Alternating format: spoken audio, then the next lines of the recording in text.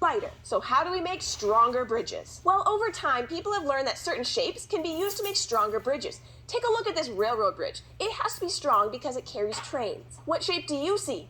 That's right, triangles. And that's not by accident. The fact is, triangles are really strong shapes for building. If you put force on one side of a triangle, it bends. But if you put force on its point, it keeps its shape. That's because the two sides of the triangle are pushed down by the force, and the bottom gets stretched out to both sides. Each side feels the force, but none of them bends, and this makes the triangle a really sturdy and stable shape. This is why you'll see lots of triangles and bridges, both above the part that you actually travel on called the deck, and below it. The long string of triangles that you see in a bridge is called a truss. Trusses help a bridge spread out the weight that it has to carry. But not all bridges are made of trusses. If a bridge has to cross a really wide body of water, it might be too difficult or expensive to build a truss bridge. So engineers designed another kind of bridge called a suspension bridge. All right, so as you just saw in that quick video, that is going to be my engage aspect of this activity. I feel like it does a good job of explaining what bridges are, some of the main structures and shapes that you should have seen in them, and just how to do a basic bridge, even if it is just for an activity such as building a bridge out of common objects. I would relate this to the third grade curriculum. In the overview, it explains that students need to understand the importance and distinction between strength and stability and the ways in which these properties affect the usefulness of a structure. So in the activity that I'm doing, it is giving my students the opportunity to see if they can make a bridge that can hold a bag of sugar. So I have asked my students to each choose a material, being it paper, Q-tips, spaghetti, or dowels, and make a bridge out of it. So I am going to show you my students doing that right now. Yes, my students. So this is the Q-tip bridge.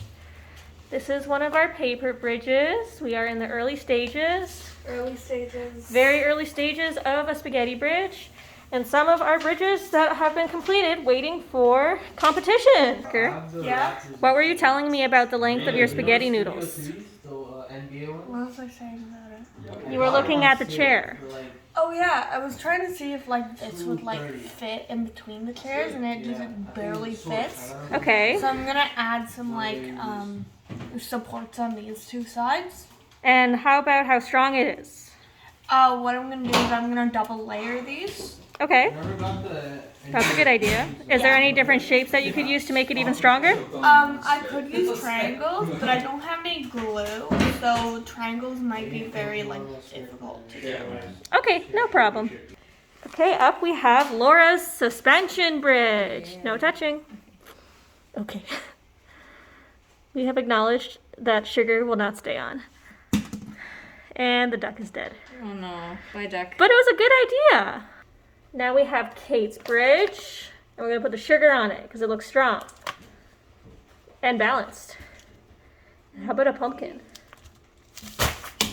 Okay, that was totally my. And this is Shanoa's bridge, made out of lots of triangles and weaving. All good strategies. Oh. That is a very strong bridge. And this is my bridge. I made it out of paper by rolling it. Clearly it's not wide enough, but it holds. Okay, now we have Parker's spaghetti bridge. Ready? Ooh, I think I might have it upside down. It holds! Okay, so Elizabeth got called to the principal's office, so we're gonna see how hers did just as is. She made it out of paper. Not bad, not bad. Okay, so as we can see, all the bridges were very successful. You just had to properly engineer it and build it in the proper way. As we did find out, some were a little flimsier and a little more unstable than others. But in the end, most of them did what they needed to do, which was be a proper structure that allowed a specific weight to be held and